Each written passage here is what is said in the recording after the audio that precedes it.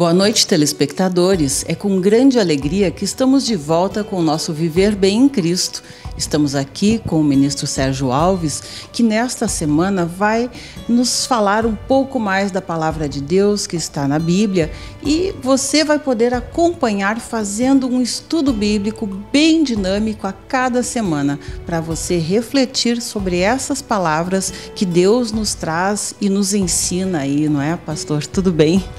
Tudo bem, que Deus abençoe a todos os telespectadores do programa Viver Bem em Cristo. É uma alegria retornar aqui para falar da palavra de Deus, porque a única coisa que eu tenho, que você pode ter também, é a tua disposição, é a palavra da verdade, para que possamos viver padrões que nos livram das tribulações diárias e faz com que nossa vida entre em equilíbrio e harmonia e comunhão com Deus. Então é muito bom falar da palavra, porque sempre aqueles que têm desejo realmente e sede de Deus, é um momento adequado para suprir nossa necessidade espiritual, né? Todos nós precisamos muito de Deus e vamos estudar um pouquinho a palavra de Deus que está na Bíblia. Hoje, pastor, o tema do nosso estudo, gostaria que fosse do livro de Abacuque, no capítulo 3, a oração de Abacuque. De certa forma, contida nessa oração, Abacuque mostra, que Deus demonstra o seu domínio incontestável sobre as forças naturais e históricas, e que o Senhor está no controle de todas as coisas, que nada passa despercebido aos olhos do Senhor, não é? Então que o Senhor, que o apóstolo, não é, pudesse falar sobre o que diz aqui, para que o telespectador nos acompanhe, no livro de Abacuque, capítulo 3. Sim, o profeta Abacuque foi um dos contemporâneos da época em que Jeremias já havia profetizado sobre o juízo de Deus sobre o seu povo Israel, que eram os cristãos da época, na verdade, que haviam se desviado dos caminhos de Deus, da vontade de Deus, e tinham entristecido o nosso Deus com a idolatria, com os pecados da carne. Então, sempre que um povo que já foi instruído pela verdade de Deus sai da vontade dos caminhos de Deus, Deus então decreta um julgamento sobre o povo para corrigir, para que essa correção, essa disciplina que vem dele como juízo, possa Deus obter um arrependimento do povo e que o povo venha retornar para a vontade de Deus e para os caminhos de Deus, porque a palavra, ela é dada por Deus a nós para que a gente possa vivê-la, né? E vivendo a palavra, todo o crente, todo o cristão agrada a Deus, gera alegria para Deus, porque Deus passa a ser também conhecido na terra e glorificado na terra quando aqueles que conhecem a verdade vivem a verdade. E aqui houve uma época em que Israel, que era a igreja de Deus, o povo de Deus, se corrompeu e começou a desobedecer os princípios básicos da adoração a Deus, da vida com Deus, da disciplina, da justiça de Deus. Se afastou. Porque sempre que um nível econômico e financeiro, que são as bênçãos de Deus que vêm sobre um povo, são grandes, porque Deus gosta de abençoar o povo. Ele tem muita alegria, muito prazer de abençoar o seu povo. Só que quando Deus manda bênção para o seu povo, ele começa a desfrutar daquelas riquezas de forma inadequada.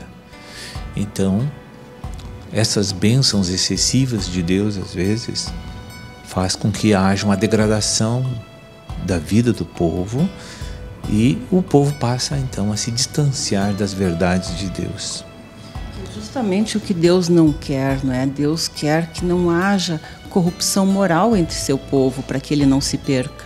Exatamente. E Infelizmente, o homem parece que não sabe conviver com as bênçãos. Eu tenho notado ao longo da minha experiência que eu vejo uma certa facilidade de nós, os cristãos, viver mais em comunhão e unidade com Deus quando estamos passando dores e aflições e tribulações. Quando nós estamos nesses momentos de dores, nós estamos muito ligados a Deus. E nós oramos, buscamos, meditamos na palavra, nós oramos, nós até jejuamos, porque nós queremos escapar daquelas aflições que estão vindo sobre nossa vida, e aqui dentro, subjetivamente, há uma convicção em nós de que só Deus nos livra daquilo. Então aí o povo fica em unidade e comunhão com Deus. Mas quando Deus ouve o clamor, as orações, e o povo realmente está afligido, e aí Deus vê que o povo está quebrado, que o povo está se humilhando para Ele, então o coração de Deus se derrete. E aí então... Uma soberba, orgulho. Exatamente.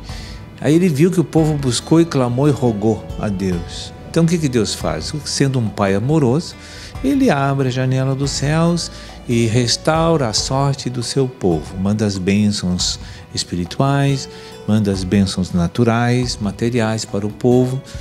E esse ciclo se repete na Bíblia, em todo o Velho Testamento.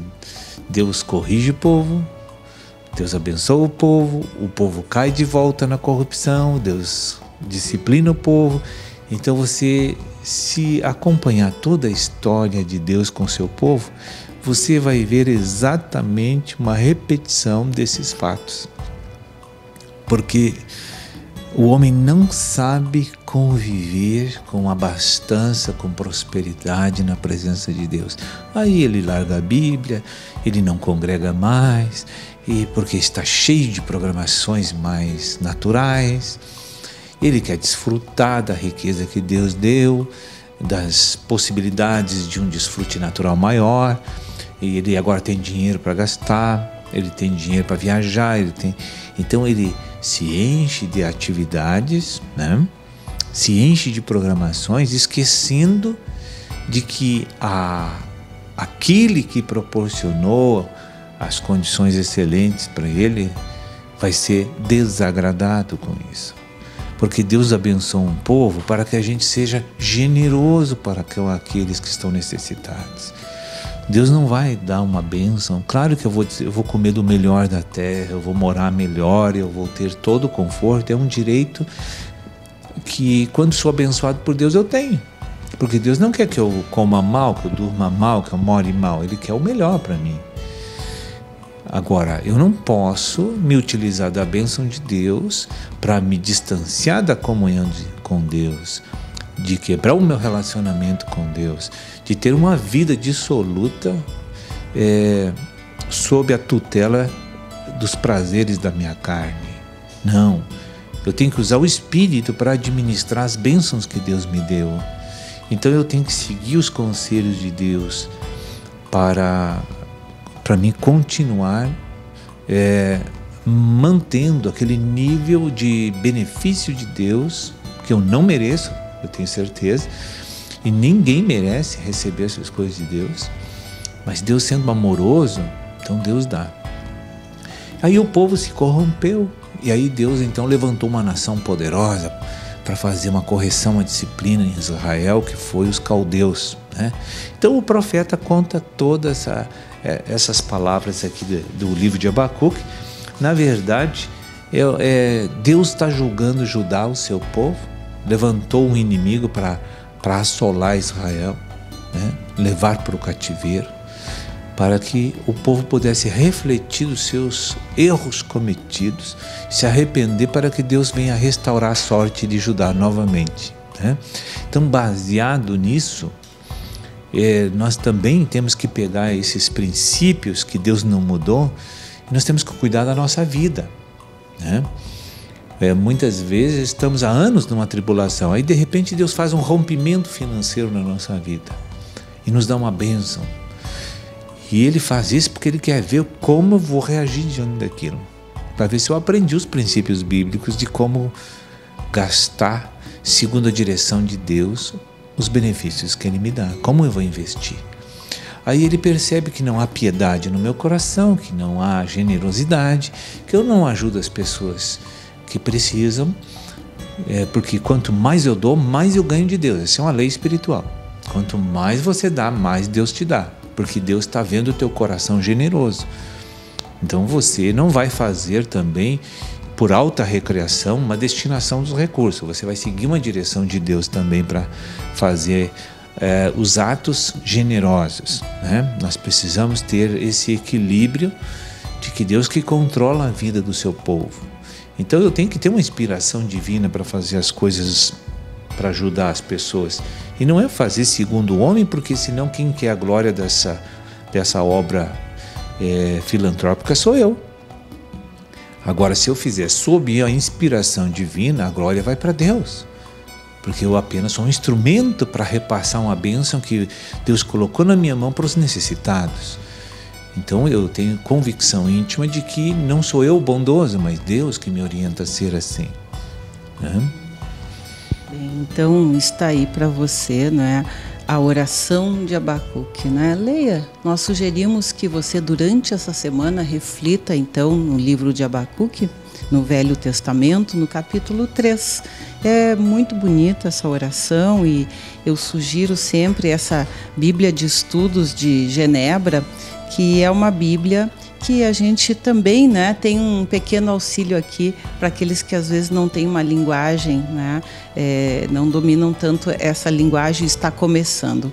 Mas na verdade é Deus que fala, né, aos corações e que mostra, né, aquilo que Ele quer para cada um, né, pastor? É interessante assim, para finalizar aqui, esse pequeno resumo sobre o livro de Abacuque, que o profeta se colocou na brecha entre Deus e o povo pecador, para fazer com que Deus abençoasse o povo novamente. Há um pedido, uma solicitação do profeta intercessória para Deus abençoar o povo novamente e reconsiderar as coisas, né? E todos nós poderíamos fazer isso quando vemos assim que alguma coisa está mal. Nós podemos também orar a Deus pedindo que interceda através de Cristo, né? Que na verdade é o nosso intercessor junto a Deus, mas orar a Cristo, né, para que interceda por nós junto ao Pai. Sim, temos essa concessão de Deus e até uma orientação de Deus para que a gente ore uns pelos outros, para que a gente fique sempre no centro da vontade de Deus. Então está aí, né?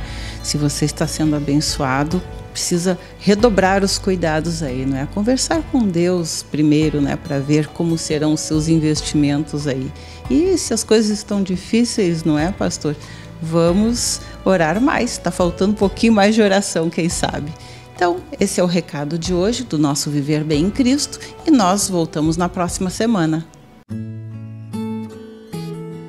A palavra é dada por Deus a nós para que a gente possa vivê-la. E vivendo a palavra, todo cristão agrada a Deus. Viver Bem.